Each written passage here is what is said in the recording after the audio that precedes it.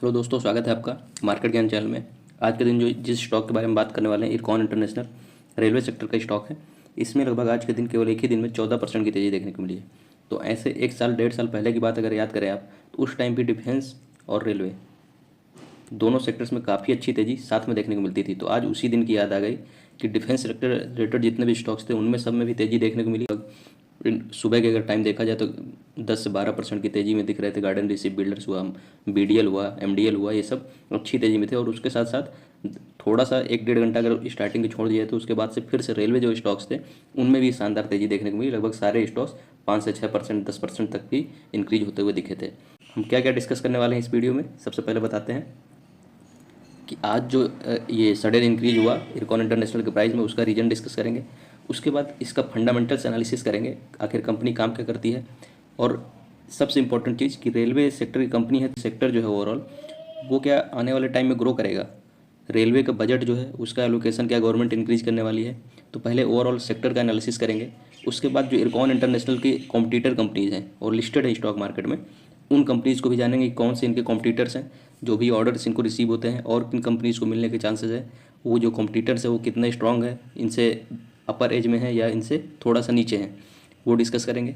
उसके बाद company IRCON international जो है उसके प्रोडक्ट्स की बात करेंगे, क्या क्या आखिर कंपनी काम क्या करती है और इनके ऑर्डर बुक क्या हैं, रिटर्न्स कैसे रहे हैं पिछले कुछ टाइम में, और इन्होंने स्प्लिट और बोनस कुछ अनाउंस किया। सारी डिटेल्स, फंडामेंटल्स भी जानेंगे, स्टॉक का PE रेशियो क्या है, उसके टारगेट्स भी समझेंगे, सब कुछ इसमें डिटेल में समझेंगे। तो स्टार्ट करते हैं। सबसे पहले आज जो ये सडन इंक्रीज हुआ है 14% के आसपास का इंट्राडे में, तो उसका इंपॉर्टेंट रीज़न यही था कि इनका कल ही के दिन अभी इनको एक ऑर्डर रिसीव हुआ था जिसकी फाइनेंशियल वैल्यू काफ़ी ज़्यादा थी, 1068 करोड़ के आसपास की। इंडियन रेलवे की तरफ से ही, इंडियन रेलवे की जो ईस्ट सेंट्रल रेलवे है उससे जो है इनको new broad gauge rail bridge बनाने के लिए एक ऑर्डर रिसीव हुआ था। इसकी वजह से आज के दिन इंट्राडे में ही 14% के आसपास का इंक्रीज देखने को मिला। ये तो आज की न्यूज हुई, बट स्टार्ट करेंगे रेलवे इंडस्ट्री का आखिर क्या प्लान है, रेलवे जो ओवरऑल सेक्टर है उसकी फ्यूचर्स कैसे हैं।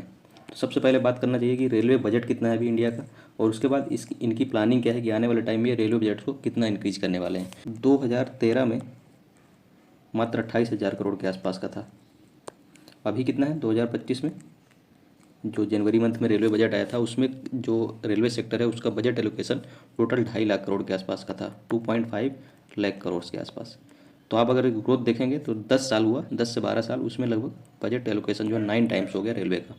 तो आने वाले टाइम में जो 2030 तक, हालांकि गवर्नमेंट ने तो कुछ और भी प्रॉमिस किए हैं, अगर इसी रेट से भी चलते रहे तो आप एक्सपेक्ट कर सकते हैं कि 4 गुना तो यहाँ से बजट हो ही जाना चाहिए। 4 गुना मतलब 10 लाख करोड़ के आसपास, क्योंकि 2.5 लाख करोड़ के आसपास है और 4 लाख इंक्रीज होगा तो 10 लाख करोड़ के आसपास हो जाना चाहिए। बट गवर्नमेंट का प्लान कुछ अलग है।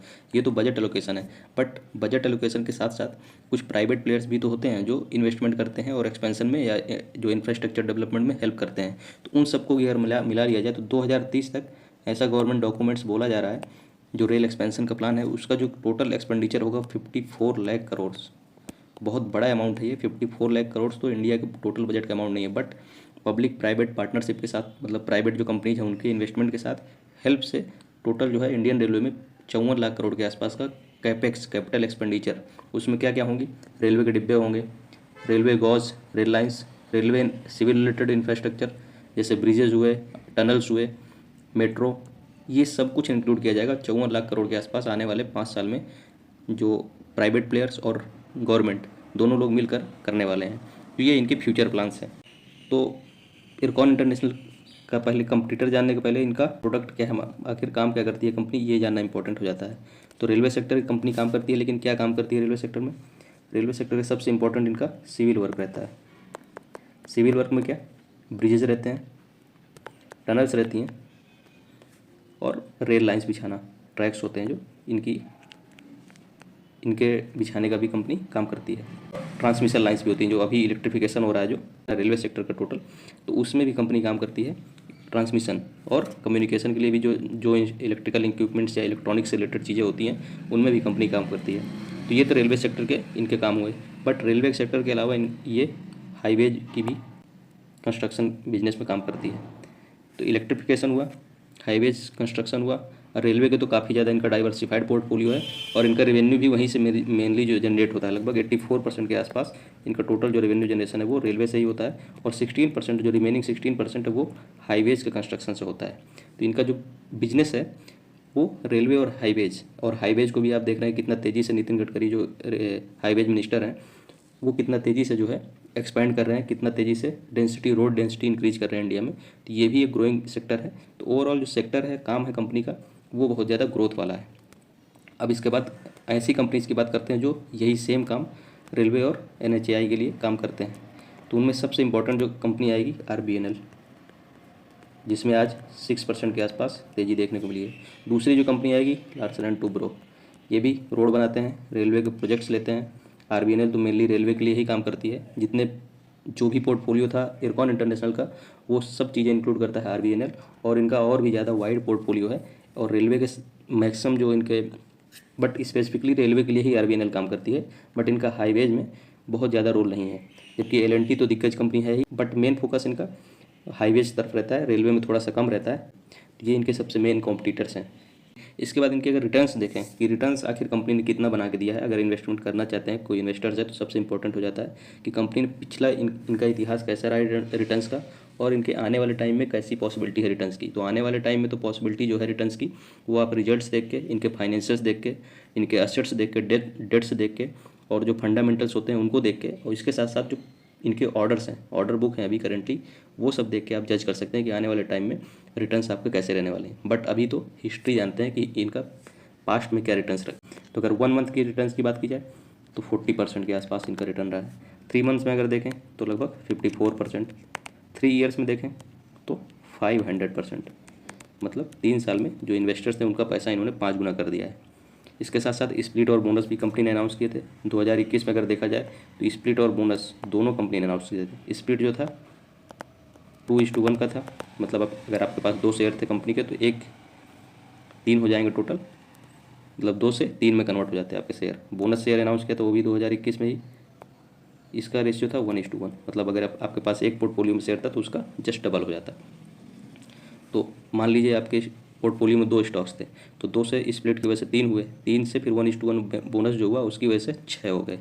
मतलब स्प्लिट और बोनस दोनों को मिला दिया जाए तो आपके जो स्टॉक्स का पोर्टफोलियो था, नंबर ऑफ स्टॉक्स थे, वो 3 गुना हो गए थे, 2 से सीधे 6 बढ़ गए थे। ये इन्होंने 2021 में दोनों स्प्लिट और बोनस अनाउंस किए थे। कंपनी के अगर फंडामेंटल्स देखा जाए तो मार्केट कैप कंपनी का 20,500 करोड़ के आसपास है, 219 रुपये में ट्रेड कर रहा है। 52 वीक हाई 352 का है और 52 वीक लो 134 का है। पी रेशियो बिल्कुल परफेक्ट है, <30। अगर इनके ROC देखा जाए बिल्कुल परफेक्ट है, 12 के आसपास। तो बिल्कुल फंडामेंटल्स परफेक्ट है।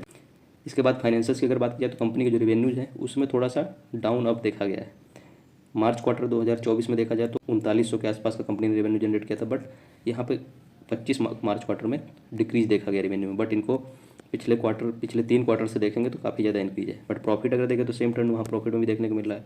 लास्ट मार्च यानी 2024 मार्च क्वार्टर से प्रॉफिट जो है डिक्रीज हुआ था, बट इन जो 3 क्वार्टर से ये यहाँ से प्रॉफिट यहाँ पे बढ़ा था। तो फाइनेंशियल्स थोड़ा सा अप एंड डाउन देखने को मिलता है, बट फंडामेंटल्स काफ़ी अच्छे हैं कंपनी के। शेयर होल्डिंग में देखा जाए तो FII सबसे इंपॉर्टेंट जो फैक्टर होते हैं कि अपने स्टॉक, किसी भी स्टॉक में अगर अपना स्टेक इंक्रीज कर रहे हैं, अपना शेयर इंक्रीज कर रहे हैं, इसका मतलब उनका भरोसा ज़्यादा है और वो स्टॉक्स में काफ़ी अच्छी रैली देखने को मिलती है। तो FII का स्टेक देखिए इसमें कंटिन्यू बढ़ते जा रहा है। सितंबर क्वार्टर में <4% था, दिसंबर में 4.09 का हुआ और मार्च क्वार्टर में बहुत मार्जिनल इंक्रीज हुआ है, बट इंक्रीज किया है FII ने अपना स्टेक इरकॉन इंटरनेशनल में। तो ये एक अच्छी चीज़ है, ये भी प्लस पॉइंट है शेयर होल्डिंग के पर्पज़ से अगर देखा जाए। इसके बाद कंपनी की ऑर्डर बुक जानना बहुत ज़रूरी है। ऑर्डर बुक आपको फ्यूचर में कैसी ग्रोथ रहने वाली है इसकी इन्फॉर्मेशन देती है। तो कंपनी की अगर ऑर्डर बुक समझे तो Q1 फाइनेंशियल ईयर 2025 के हिसाब से देखें, मतलब बोलिए कि मार्च मंथ जो एंड हुआ था 2025 में, तब तक का डेटा है ये। तब तक इनका 26,000 करोड़ के आसपास का टोटल ऑर्डर बुक था और उसमें से 91% ऑर्डर इनका डोमेस्टिक, 9% इंटरनेशनल ऑर्डर था, जिसमें से टोटल ऑर्डर बुक में 78%, मतलब लगभग बोल सकते हैं कि 80% इनका ऑर्डर बुक रेलवे सेक्टर के जो प्रोजेक्ट्स हैं उनसे था और 21% के आसपास हाईवेज था और 1% अदर्स।